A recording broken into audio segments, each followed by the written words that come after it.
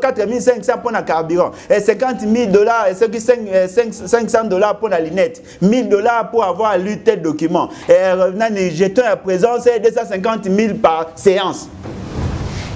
Mais Mouton a travaillé à temps plein. Et puis c'est qu'il y a encore aberrant dans ces pays-là de fous. Il y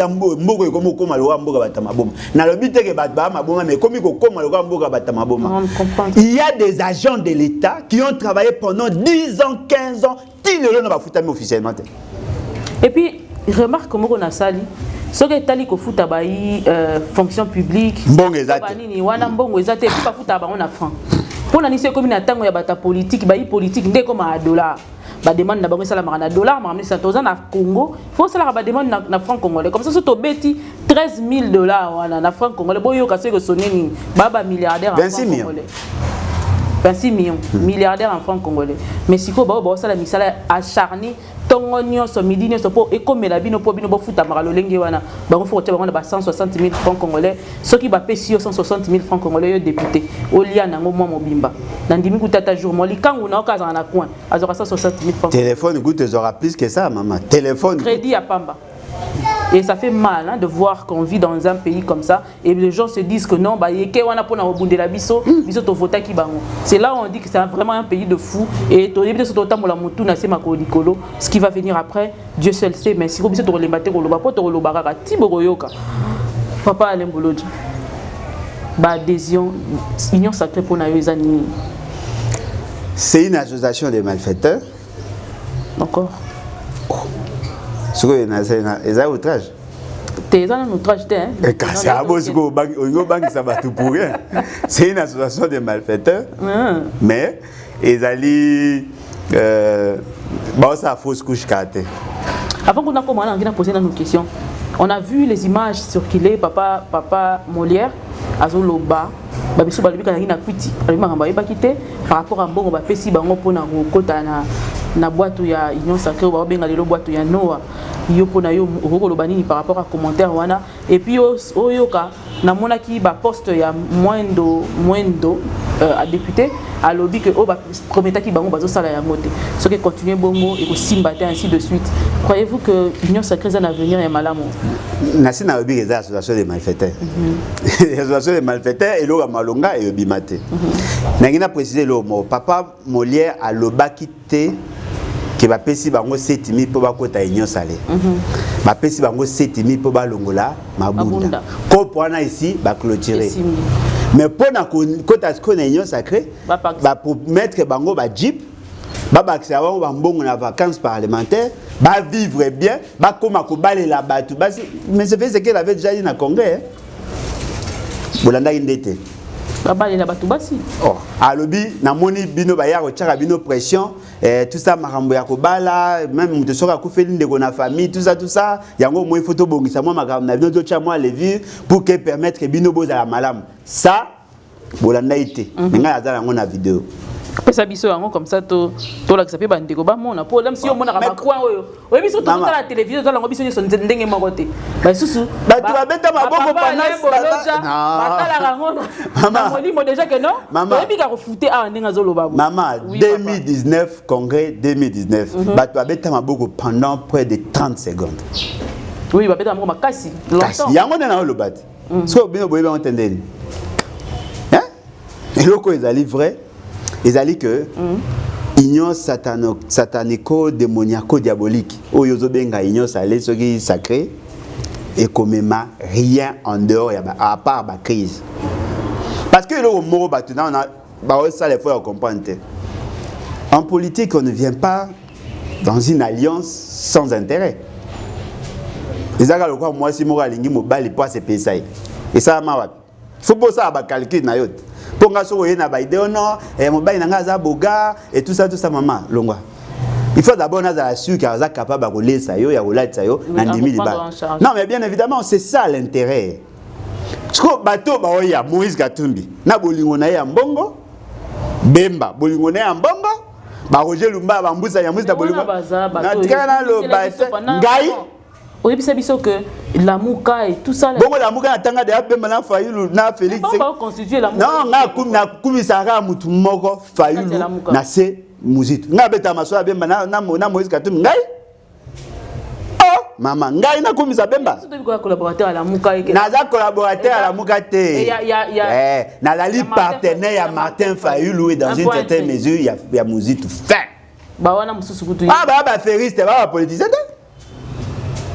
Ba tu nyonso ba roya na alliance. Baoya koluka intérêt bolongo en esprit na bino ke baye parce que baye koluka boje ya mutu te tele manana place wana toke nanu siko yebisanga mutu lokola ou tout ça la décision dernièrement le dernier du FCC avoir traversé Mende le dernier il a traversé le dernier en séjour interni en luka na katia oh Mende za bon na bango eloko na bango oh bah c'est officiellement entré d'abord na bango non officiellement ça officiellement o malobi yango na top Congo kutu asali ba appréciation na yo landi yango te apesipe pona nini akei kuna même raison akeite eze logo na bango oh ezali FCC na matande mais quand so tikinga lo baté to yo kandeli eloko ezali vrai FCC cache la deuxième grossesse.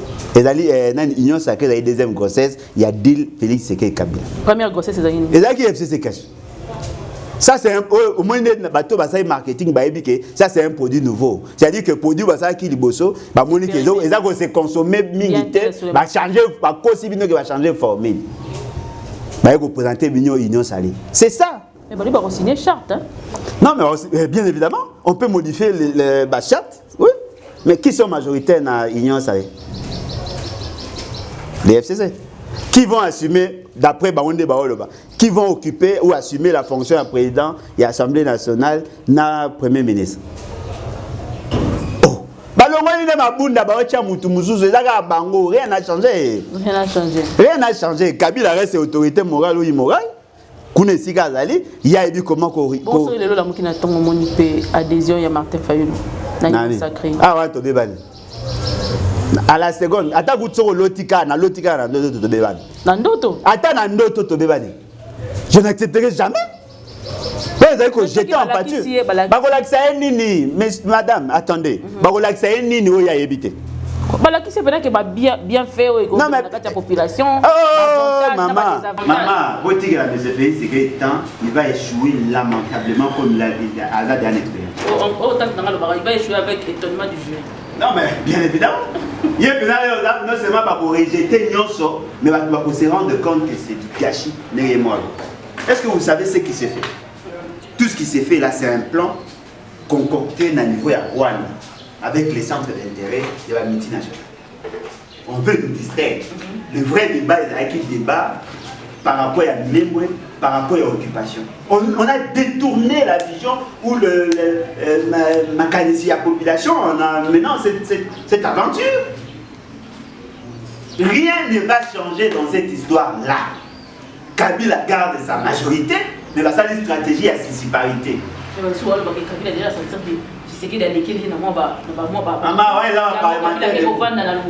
Bien évidemment. Même stratégie dans Mobutu pas une fois en Akawele. Mais ma ça mensonge.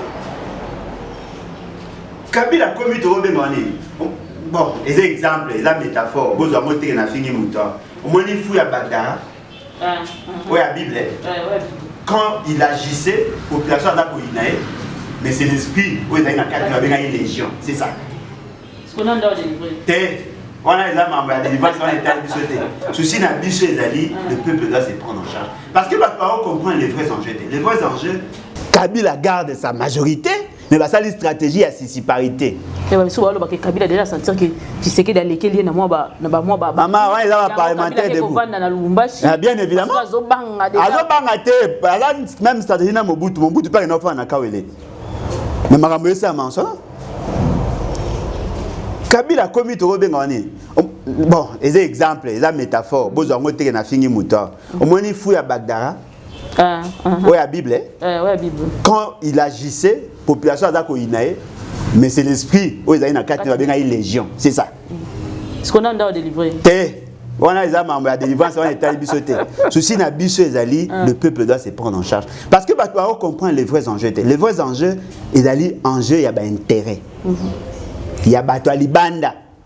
Baza ko manipuler ba faible de l'esprit. Mbongo yo tambola, boyi place les autres.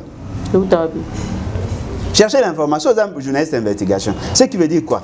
Union salée, satanico-démoniaque, wana. Salé. Salé? Bon, ils ont qui sucré na caïvané quoi tirer ce que comme ils sont aux anandolé. Ce qui peut moniquer tout ça mais il ba que na simalango ils ont marambe belé na katuana belé il faut tout ça. Donc le locaux ils a livré nous sommes sortis du cadre normatif de commune Maramoussous. Ce que nous vivons là et d'aller c'est de la pourriture. Croyez-vous encore en l'opposition dans ce pays? Non mais l'opposition c'est la population madame. Leader et opposition. Non, l'opposition, même Martin Fayulu s'accroche derrière la population. L'opposition aujourd'hui, c'est la population. La population a commis tellement asphyxié, a commis qu'on l'a survivre. Il y a beaucoup à ces conditions en opposant. Ce qu'on lingo dans la il y a un au opposant. Ce qu'on a c'est fini, tu es perdu. Tous ces gens-là au bazar qui va entre guillemets opposant, vous ne sentez pas qu'il va perdre de popularité? Exactement. Le plus grand ennemi, il y a tout dirigeant, surtout les dirigeants, c'est la pauvreté de la population. Pour eux, au Fongolit, au Tchépena congélateur, na boule ko chama malé, ben au fond, ils ont 67 coupures en une journée. D'abord, on a expérimenté, on a fait une journée, 67 fois courir, on a compté, pam, na bossani. Dis-moi. Pareil, ils ont coupé ton médico. Accès à maille, passe. Courant, maille, passe. Madesu et Mata, bah, il même pas que Madesu et Mata. Par là, je voudrais préciser que ce n'est pas ça qui communiquait mon courant pendant 2 jours pour nous faire des travaux d'assainissement, na Inga et tout ça là. Population à sa grande surprise, bah moi il passe 4 années. Ce que parce que tout n'a pas 4 ans mon colonie. Tant bon bah est-ce que ça c'est aussi possible de faire des trucs pareils dans un pays normal? Non mais est-ce que Congo est normal? Nous comme en violation à principe. Ça il va proviser parce que bidon parce que 2 jours mai à la tête du coup mai on résout bimani parce que eh bima na quoi na bango batika ko se distraire ba mai zo bima 2 fois par semaine ba sous pe balobi ba kata na bango da to sala na molili non bango nde ba omona ngo innovation ba mona ngo lo sika biso to mesana mai eza pasi mai so bimi mu ko mo so bo rater boze lobby so ki pe lekite ba msu ba sali nde to ba sali 6 mois sans mai. Carrément pas, ça va faire 2 ans sur 4 ans. Le problème est vrai, le pays va très mal. La gouvernance, il y a pas côté et ça qui m'a embêté. Et maintenant, le problème est là. Bateau qui lobby va donner des leçons. Bateau qui entre guillemets dans l'opposition, va commis cause même discours que mène d'aujourd'hui.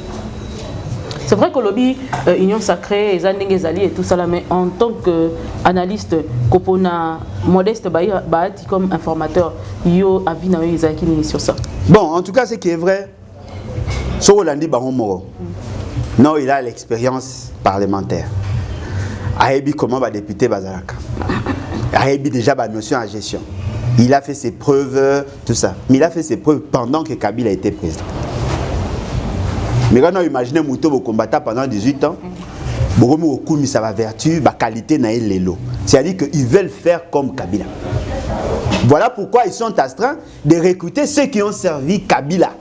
Pour que Bassa et la Bango, Bassa et la Kabila. Ce sont là des réalités. Ce qui veut dire que Félix, c'est qu'il veut être Kabila.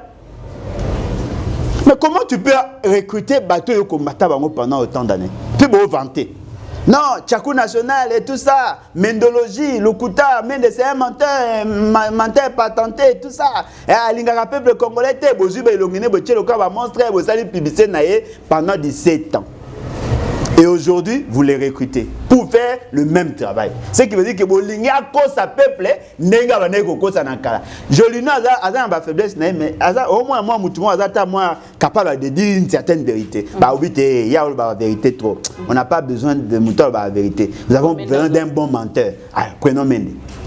Nous avons besoin de quelqu'un qui peut créer des dossiers à sa montage financier. Allez, prenons Bahati. C'est-à-dire, il recrute au sein du FCC, bateau va servir à Kabila ou va combattre pour que ça la bango oyo Kabila salaka ba comme lokola Kabila tout en étant partenaire à Kabila. Des compétences na milieu politique. Non mais au-delà, non mais leurs compétences, te mesurer sur base de quoi? Ils ont la connaissance, pas la compétence. Qu'est-ce qu'ils ont déjà fourni à la République? Non, voilà, bon, c'est vrai, il y a toujours des actions isolées. Par exemple, il y a côté ça, sous-geste dans le cabinet.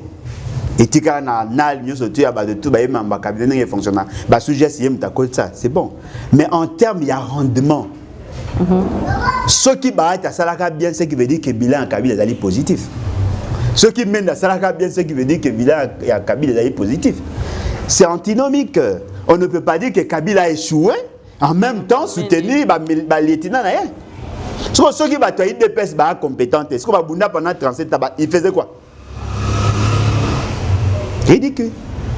Notre souci c'est dit on est dans un débat na bango donc on va poser une question qu'est-ce que la population doit faire parce que ce que tu opposé ton na souka voilà avant to koma na souka ya souka wana de te reposer ba proposition ko pesa parce que ngala ninga zo to sali débat à la fois ça fait ba proposition et population peut un conseil par rapport à la population d'ailleurs par rapport à news de question là qui non directement et qui mais sinon tout le monde n'a pas étendu tout le monde n'a pas étendu on est personnellement personnel pour nayo tout le monde n'a pas étendu était moi nana moi pas qui enlevé c'était vrai ou faux c'était quoi exactement avant ton côté na mamus oui azaki qui enlevé c'était quoi non mais zaka ba maladresse à la militaire balobi akangi seulement parce que yo sala ki ba vidéo et tout ça là est-ce que c'est vrai non moi je l'ai jamais dit des gens le disent oui mais non la nité moi je l'ai jamais dit j'ai dit que mon enfant était enlevé parce que ce qui est vrai ils dit que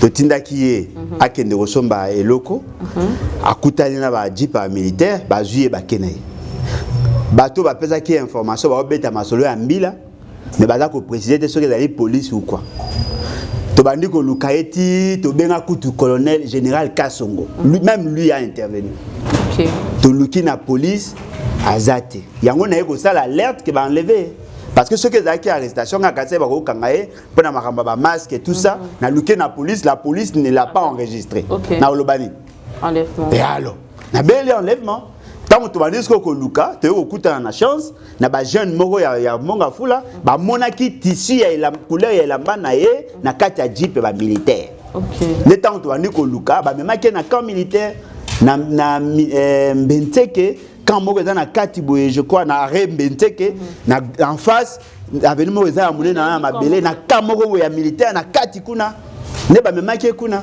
pona ni ba pesi raison ni non mais tant ba komi kuna capitaine ya kuna nda boyi ke ba ko tsaye na kan ne ba yi ko zonga na tant ba ozonga ne to kuta na bango tant usko to che bango chimvundu nde ba ko te ko ba yi ko mabiso na bango na police c'est à la police ne ba yi ko créer version bah bino voilà to komaki na ipen to monaki mwasi moko so mutu moko abele ki ba ibie téléphone yango to monaki suspect to kangi bobo kene kuna ah voilà botiki ipen eza na assiette bokomi awa na nini comment on appelle na zappé nanu ezali na kamba da dingi so le ka muke police ezali okomi na cité verte ezali okomi na mama butu ezali wana kutu za district olongo na mitendi matadiki bala ezali olongo wana opusani côté ya mama koko ezali plus de 8 siat sous siat na district boleki na baye bokomi na na camp pona nini on a tenu à aider bino mais bon aider bon enregistrer kuna plaignant azate bolongo na circonscription parce que kangié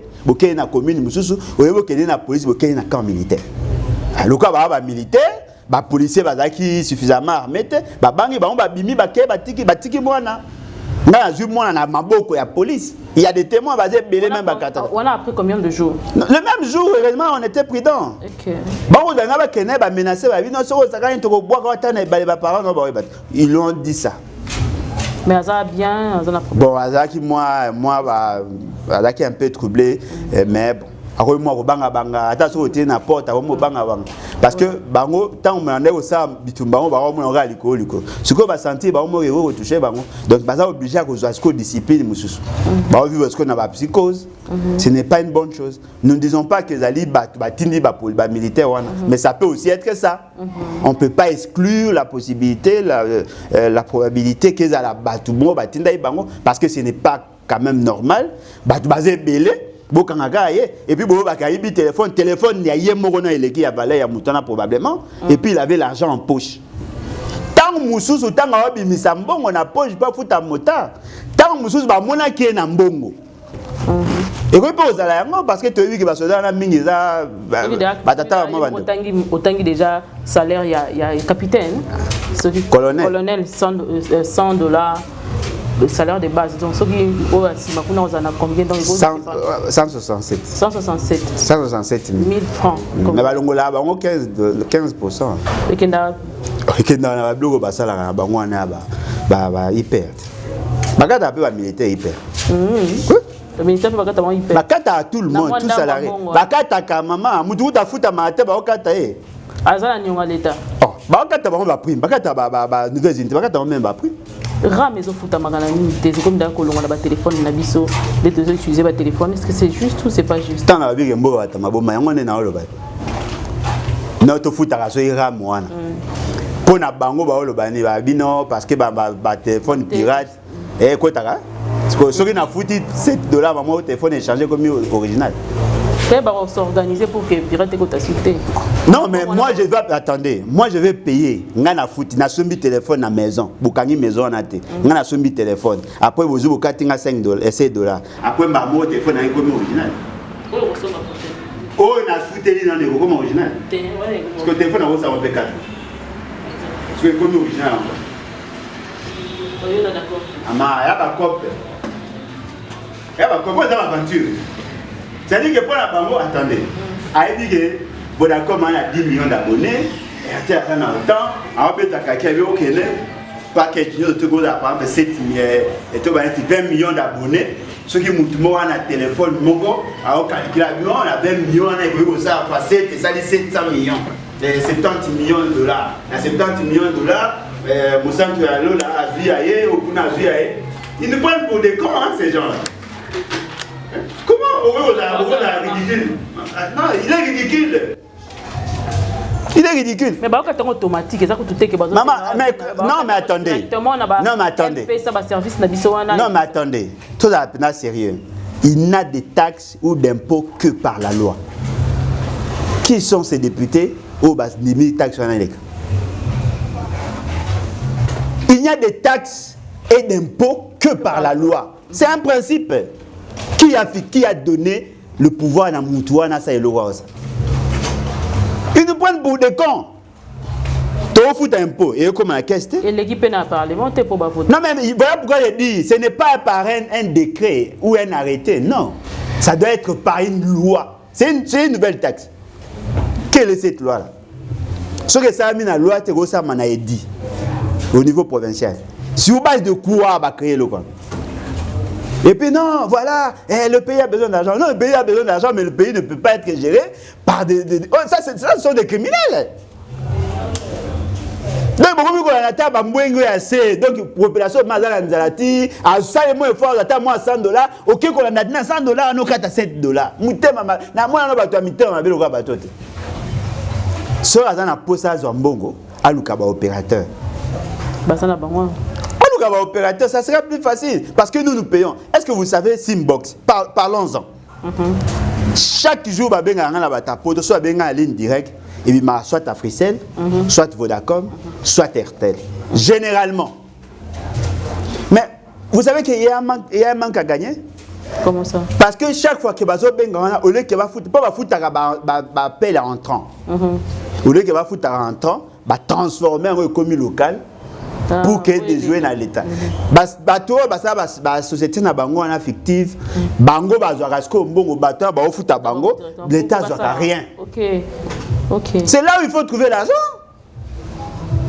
Le point CD c'est en termes internet. Qui gère ça? On a cédé à RTL. Vous savez, la possibilité à cause d'un bon ébélé, mais raté parce que comment c'était un système à chop. Oh, mais c'est mon cousin, on a bien à rétro-commission. C'est-à-dire que beaucoup de fandi, Moutouma a devoir en Congo $100 millions, après 10 millions, occasionnellement qu'à gagner à 90 millions, na 10 millions, on a 1 million 500, 250 000, c'est dans l'État. L'État n'en profite pas. Avec la communication, nous pouvons faire beaucoup d'argent. Exactement. Qui gère la fibre optique? Déjà, en passant, par rapport à Nango, on a signalé Bana Potonion sur Mélanie Mbumba na Bruxelles, na Pession Bote, Kobo Sanate que na Mbongo Bazali ko soustraire biso tant ça la transaction na ba M-Pesa, Orange Money. De temps en temps, ça devient grave. Donc, et bandaki na nous, mouke moi ngo zo matakaka et comme un moko sali transfert moko ya montant moko il fallait ba longola par exemple $1 au soutra ba longola $4 et tu discutes au keneko tout nanani. Tu vas parler au bien service client, mais que non, c'est normal, c'est comme ça. Or que sous d'autres circuits, quand même opérateur ou bazali il y a communication, bon bah ça ailleurs n'a pas primo amoindri. Ndé le kotozo kama. Pour na ligne tilelo internet ezaka caché na Congo. Pendant que na Angola à peine ba uti na 20 ans soki ya bitumba pour na nini ezalaka bongo. Donc tozo mitungisa mingi makasi mais sinon nzambe je crois que à repéter biso ba konto bazali na souci ya mboka pe bazali na posa ko mona makambo échanger par rapport nango makambo ya MP wana. Est-ce que déjà vivre yango ba makambo ba transfert ya ba mbongo et tout ça là population zo la makasi par rapport nango te population zo la te azako 1000 la azako uma ima azako la te population la na balaba yo le na ndaku na yo madame yoka eloko balobi ezaka na 1%. Droit au ngai bongana futa pona ça transfert 1%. Vous savez qu'est-ce qui s'est fait? Au yotinda $100, balongolio $1. Exactement. Mais cette fois-là, il changé. Plus monter comme amouké, plus c'est comme belé. Si on a 10 000 francs, on a 11 000 francs il est caté. Pour faut pas qu'attendre 1000 et quelques francs. C'est-à-dire que l'équipe c'est en termes de pourcentage est commis pratiquement 12%. Donc on même à 15%. Au-delà même. Une seule opération vous dit 15%. 15% de transfert. Et l'équipe western. Makasi. Parce que tellement congolais a messagé déjà la MP comme ça, a la que que pourcentage ya wana l'équipe agence. Vaut mieux que tika mon agence que tika kuna parce que monogramme c'est encore moins que parce que kuna au moins aux assurés que mutako zambo le rapport mabeka pour MP c'est jusqu'au au on est partout. Ba oli abiso mbongo ebele. Mais maintenant l'état gagne combien? Parce que nous avons un transfert dans la province. Si on a sali moukié par mois, minimum c'est $100. Toi, combien? Attends, tu as une agence, moi, 10 000 francs. Combien? Ceux qui ont 20 millions d'abonnés, prenons en moyenne 1 million de Congolais, ça a un transfert de fisc qui a $100 par mois. Et pourquoi ces gens-là, bon, on a un budget national? Pourquoi on ne sent pas l'apport? Il y a communication. Et pourtant, la communication est un moteur de la croissance. Exactement. Mais pourquoi l'État n'en bénéficie pas? Pourquoi? Parce qu'il y a des faibles d'esprit. Il faut que les choses changent. Il faut que les choses changent. Et là, vous allez surprenant, ça va pas ces années. Quelle est l'organisation qui va défendre le droit des consommateurs? C'est ça là. Mais l'association de communication et matériel qui t'a basomba. Bandeko na biso ya nani lucha ba film bien consort. O ba sayi ba manifestation ba msu ba auto za condamné pour avoir manifesté. 10 ans de condamnation.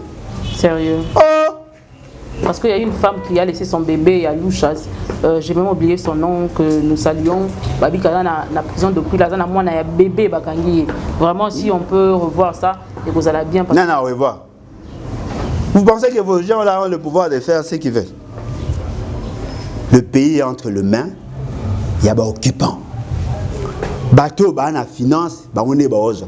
T'as un comportement, yo so mona mutana nyonga l'État $47 millions, mais qu'il a un concert à pendant $10 000, même mutumo akanga été.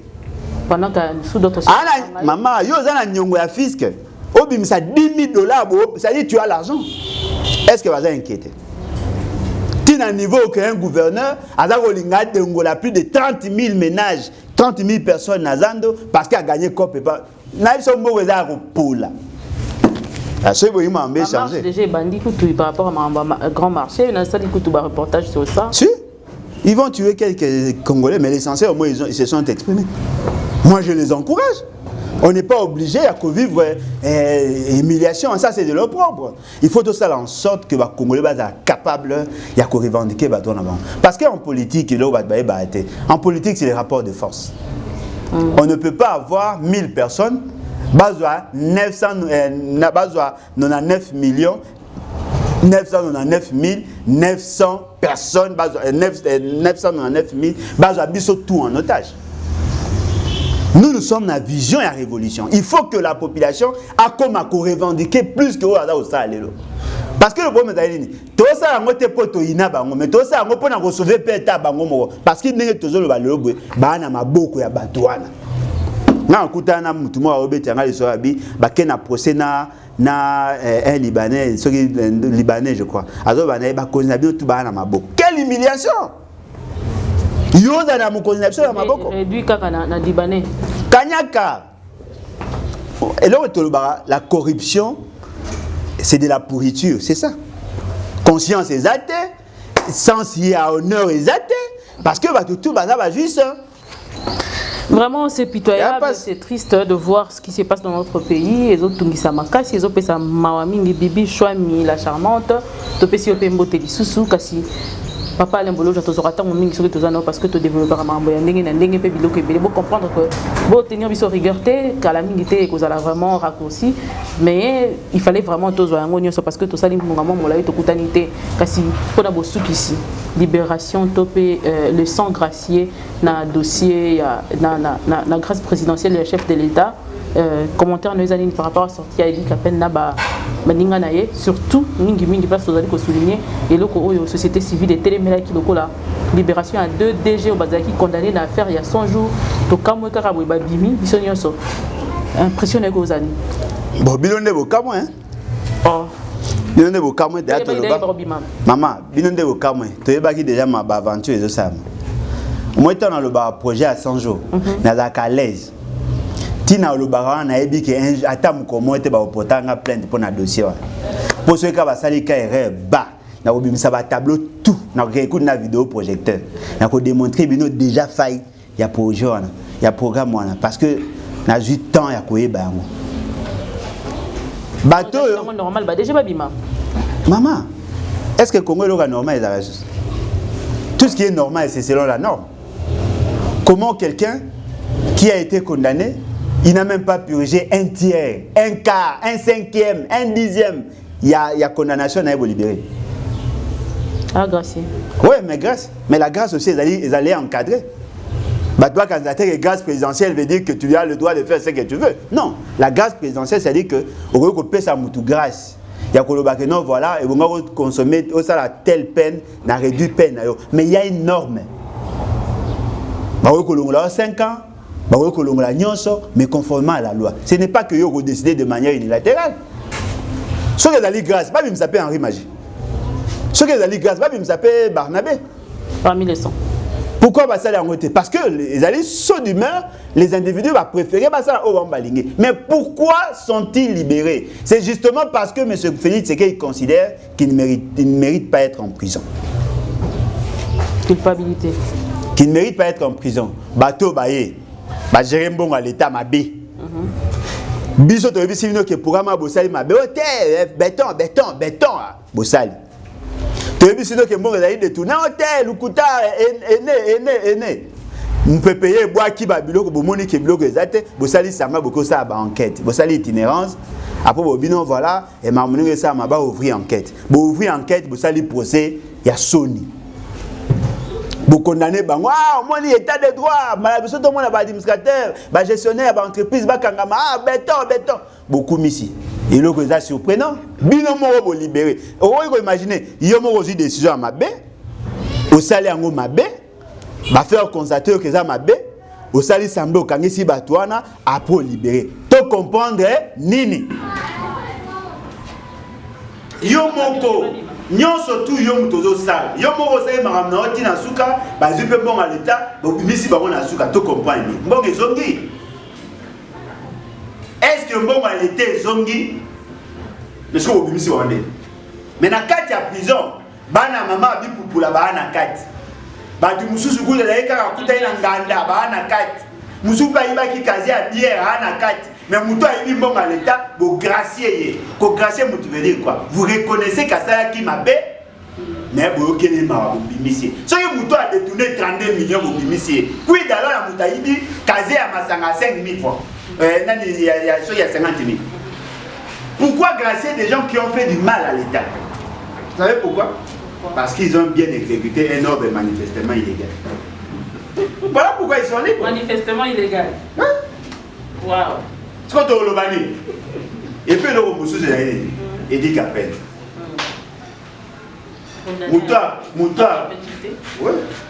Moutou Akufaki, c'était un président de la République en fonction. La Sambisi est dit qu'à peine l'année la Sambisi a condamné à l'ongolé Bagalan, à tirer en prison, à sali temps où il y a à sali pression, à bâtir pression à niveau de Bonaye, comme ça on a tout à soutenir. On a candidat qui a un nouveau procès. Ce qui dossier on a autre temps avec autant de légèreté et reposer problème. Pour gracier pour qu'il permette qu'il y ait Samba. Je trouve que c'est maladroit. Et on va tirer la prison, va réactualiser le procès et permettre qu'il y ait avec masque au procès à niveau Moussoussou, à même éléments d'information, pour ça en sorte que Batunyo se dossier on a libanda va faire sa témoignage na bango. En ce moment-là, on saura qui a tué Laurent Désiré Kabila. Parce que on a supporté c'est de voir que Laurent, un président de la République à Koufa, bien que Bolingaï il était président de la République en fonction, et personne n'est en prison pour l'avoir assassiné. Mais ça devient quand même grave. Ce qui veut dire que tu as cautionné l'assassinat à président de la République en fonction. Ce n'est pas une bonne chose. Et là, on me soupèse la liste surprenante. C'est-à-dire que tu as un commanditaire. Bateau basala ke babo Laurent Désiré Kabila. To ça bo funga misute. Boyebi ke c'est le Rwanda et consort. Bateau balinga ki yakufa parce qu'on est menacé par intérêt na bango. Mais là que ça surprenant. Tous les lieutenants ya Moutou Abomaka Laurent Désiré Kabila. Le neto lo babo ba la union salée satanico démoniaco diabolique. Ba lelo awa na katia. Ba ze belé bango tout wana bataya CD consort. Ils sont là. Si vous comprenez, Kagame, partenaire crédible, Rwanda, ami, Ozui, Batonia, Nasuka, vous savez qu'à peine, tout comprenez. Et puis vous allez à aberration. Il y a un type de lit de peste. Babiso a député de Nayoki. Alors que c'est que date il y a les 16, va considérer en sous-souté parce que Laurent Désiré Kabila ne méritait pas. C'est-à-dire que Bongibo Banabiso, un président de la République en fonction, le seul à avoir été assassiné dans son bureau. Bon, mon ango fait Bénin. Bon, mon ango loro ya pamba. Ngai atane na zabu na bunisaka makambo Félix Sekela Sala. Mais jamais je peux accepter Baboumae. Parce que c'est le président de la République. Attends, ça m'a emmené à Nengasara, mais je n'accepterai jamais Baboumae, surtout pas dans son bureau. Parce que besoin mon ango normal, un peuple conscient, une nation. On assassine ton président. La toute première fois, on va assassiner un président de la République en fonction. Bon, mon ango est au mot ya pamba. Bon, ça tire degré à N bateau bazanango. Et amawa. Certains ont dit que non, que non, c'est pas le président Tshisekedi qui dirige. Ce qu'il a dirigé, Abimisa dit Kapen. Il y a un an Abimisi. Ah, ça on peut pas prouver biso qu'il a dirigé. C'est ce que certaines personnes disent. Ah, donc il n'est pas bloqué alors. Il n'est pas bloqué. Ah, donc il n'est plus bloqué. Il n'est plus bloqué. Ah, donc il est bloqué maintenant, c'est lui. Ah, ça, il faudrait tout d'abord. Non, mais s'il n'est plus bloqué. Non, mais attendez, madame. S'il n'est plus bloqué, ah, c'est ça pour maître. S'il n'est plus bloqué, bon, ça reste ma économie. Pourquoi la Marocaine, en tout cas, on m'a bloqué? Quand il voyage, on ne l'interdit pas. Quand il empêche à Kabila de voyager, il n'est pas bloqué. Quand il y a alors la vice-premier ministre en charge de la justice, il n'est pas bloqué. Quand il décaisse l'argent, ça ligue dépassement à 1400%, il n'est pas bloqué. Quand il libère et dit qu'à peine, il n'est pas bloqué, mais il n'a jamais été bloqué apparemment. Est-ce que vous me posez la question de ce que vous appelez question à compétence? Est-ce que vous me posez la question de ce que vous avez la question à compétence? Tout bas, oui. Et c'est la question à poser. Vous posez ce que vous avez. Non, mais on va répondre à répondre. C'est pas na yo. La base wana nous question wana so va poser répondre attendre va commenter aux bien. Qu'est-ce que faut faire ça nous? Tenga poser comment poser des questions. Ya solo bandeko boyebi que so toye pas papa Lembolo jatezala kaka bongo. Donc ce sera tango belé mingi parce que il y a kolobeza la tellement éveillé par rapport à Mboka na biso kasi esidité. tokozonga lisusu mpona koyeba kocontinue oyo wapi toyebi kotuna te vraiment na commentaire na bino bokomela biso nini bosepeli nango nini bolingi te oyo wapi boza nango lokola question ya kopose mpona bozwa éclaircissement mais tour ekolanda tokozala mingi na bapreuve oyo koaccompagner biso soki toye kotanga bachiffre nayebi te bachiffre na lingala babenga yango nini e bachiffre tokozala nango elongo kasi papa Alain Bologe tokomi vraiment na suka bien que question moko yeme na tiki yango mpona prochainement opesa biso nanu par rapport à la situation politique ezali koleka crise oyo ezali koyeba ko traverser mboka na biso ezopesa heure moko soni libanda mais pas si population ezali koyeba ko traverser et donc on est beaucoup pesa comme conseil na population et puis ba solution ni ba piste de solution ni ezali na mpona proposer solution ezali na constitution na boya robima libanda la constitution parce que mikolo kwa ba oluka mutu na ngai constitution elobi na article 64 constitution elobi na article 64 ceux qui bazui bokonzi na ndenge ya mabe baosa elango na ndenge ya mabe bo actionner l'article 64 on a eu kopesa conseil ezaka ke bolongola kobanga esi mutu aza na posa ya kosunga ye alongola kobanga abengi nga na plus 243 81 250 28 51 81 250 28 51 soko olongoli kaka kobanga makambo ebele esila tokoza na papa kombo pambara maseti wa libanda esi fin. Vraiment, merci beaucoup, Papa Lebolo. Déjà, à l'objet que la peur quitte nos esprits. Parce qu'il y a des Kangolaka. Ceux qui ont l'équipe, parce que vous allez Nagobanga. Vraiment, merci beaucoup à l'équipe technique qui m'a accompagné cet après-midi. Merci Nayovin, la PSO Boteming. Merci Moussala Kito, Kobabé Rango New Look. Merci beaucoup. Makambo de vous allez comment les salemi parce que Moutoumon, quand il y a ma casse, c'est terminé. Si mon ami se va biso comme moi, Yanini a Vimbi dans Zoom, c'est que maman maman wazana se na biso kombo na Garcia Weiss ye babenga kaye Garcia Weiss l'empereur de Bundes ye wana kaka journaliste international azali pe lisusu producteur o babenga mingi producteur diplômé ye asali musala na ye na kotanga ilaka kilasi pe azeli yango mbongo po ezalaka bongo merci na kozanga te aussi cette émission na kotanga ka ba kombo ya ba yoyo ba accompagner biso bobo sana te que culture congolaise plus Asbel wana ezali officiel union ezali déjà en ordre kalami te bon na ba sortie officielle ba descente makambo ya ndenge na ndenge nyoso ona kaka na bojali sami ndenge ngala baloba na bojali sami ya papa Garcia Weiss l'empereur de Bundes journaliste international Peli Bongo producteur diplômé bongo basimisa tu oyo bazali basi ya solo basimbaka ya solo nzungu po epela moto ya solo babalanga bango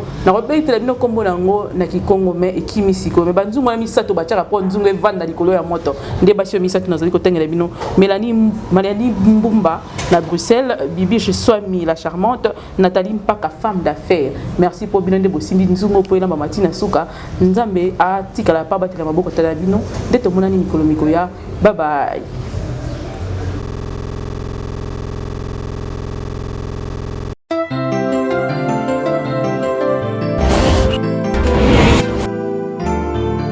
Gracien Weiss Mukanana, l'empereur de Bundes, le producteur diplômé Yoka Melopé.